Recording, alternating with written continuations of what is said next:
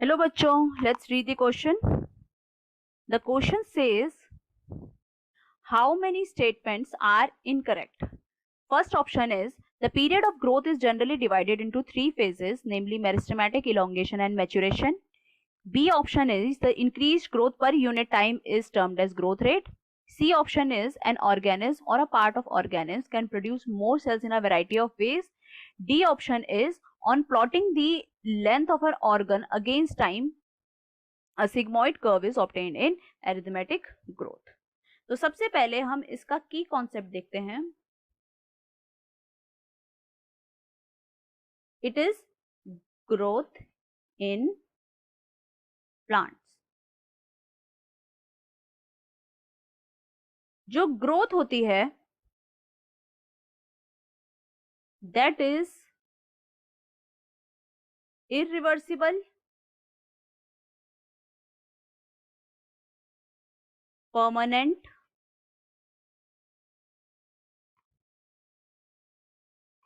increase in size of an organ. Plant के case में जो ग्रोथ होती है वो ओपन होती है और ग्रोथ को हम मेजर कर सकते हैं with the help of weight,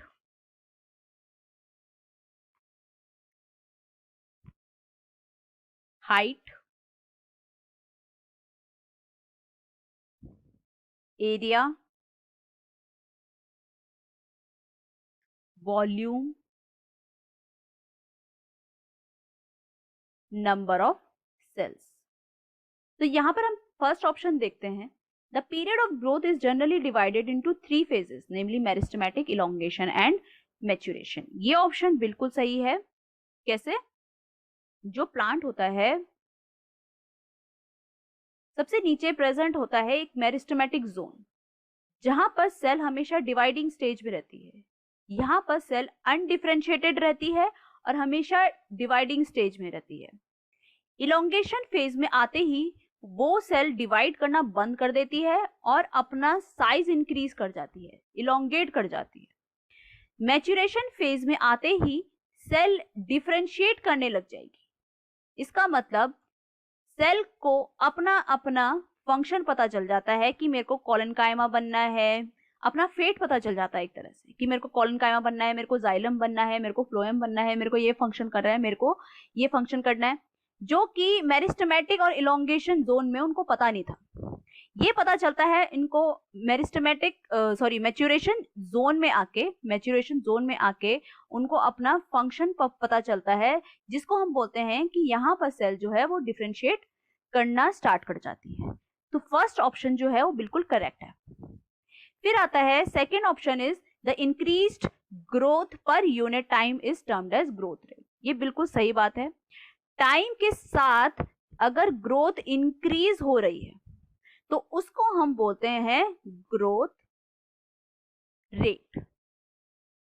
मतलब एक साल में, सपोज एक प्लांट है, नारियल का प्लांट है, तो एक साल में वो कितना ग्रो हुआ है, कितने मीटर ग्रो हुआ है, तो वो हर साल हमें चेक करना पड़ता है. तब हम कैलकुलेट कर सकते हैं कि वो जो कोकोनट ट्री है उसका ग्रोथ रेट क्या है, मतलब हर साल वो कितना मीटर ग्रो कर रहा है. तो सेकेंड ऑप्शन भी हमारा बिल्कुल सही है. फिर थर्ड ऑप्शन आता है, एन ऑर्गेनिज्म और a part of a organism can produce more cells in a variety of ways. ये ऑप्शन भी बिल्कुल सही है. जैसे कि प्लांट के केस में, this is your shoot apical meristem and this is your root apical meristem. तो यहां पर सेल डिवाइड करती रहती हैं, जिसकी वजह से ट्री की लेंथ इंक्रीज होती है. तो इस टाइप की ग्रोथ को हम क्या बोलते हैं? Primary growth. दूसरा, यहां पर ये जो प्लांट है, प्लांट के लेटरल मेरिस्टेम में, इस साइड लेटरल मेरिस्टेम, यहां पर भी सेल डिवाइड करती है. सेल डिवाइड करेगी तो इससे प्लांट की थिकनेस या विड्थ जो है वो इंक्रीज होती है, विड्थ इंक्रीज होती है, जिसको हम बोलते हैं सेकेंडरी ग्रोथ।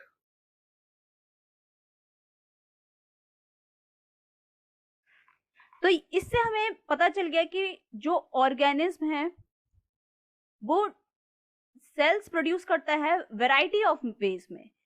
कुछ सेल्स प्राइमरी ग्रोथ से प्रोड्यूस हो रहे हैं, कुछ सेल्स सेकेंडरी ग्रोथ से प्रोड्यूस हो रहे हैं। तो ये थर्ड ऑप्शन हमारा बिल्कुल सही है।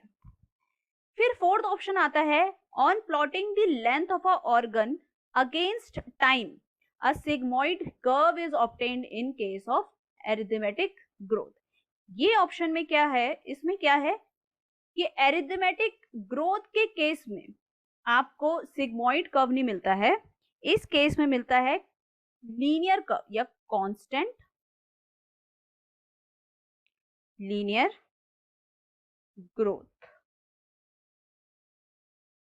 सिग्मॉइड कर्व मिलता है ज्योमेट्रिक ग्रोथ के केस में,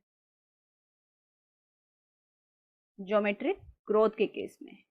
अरिथमेटिक ग्रोथ में क्या होता है, सपोज अगर ये एक सेल है, इसने डिवाइड करके दो सेल बनाई, ये सेल मेरिस्टेमेटिक रहेगी बट ये सेल परमानेंट बन जाएगी। मतलब अब इसका डिवाइडिंग फेज खत्म हो चुका है, अब ये डिफरेंशिएट होने जा रही है कि अपना अपना फंक्शन परफॉर्म करने जा रही है।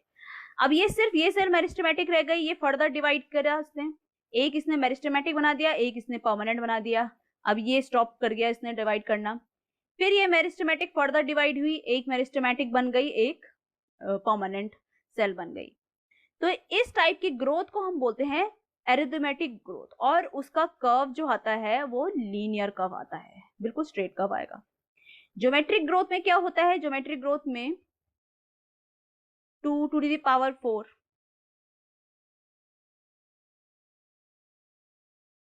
बिल्कुल एक्सपोनेंशियली ग्रो करता है, एक्सपोनेंशियली सेल जो है वो डिवाइड करती है।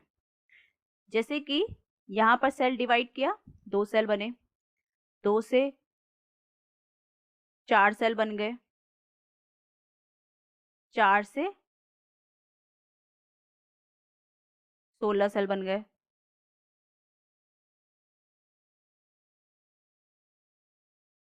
तो इस टाइप की ग्रोथ को हम बोलते हैं ज्योमेट्रिक ग्रोथ, और उसका कर्व जो आता है, उसका जो ग्राफ आता है, ग्राफ इज सिग्मॉइड कर्व।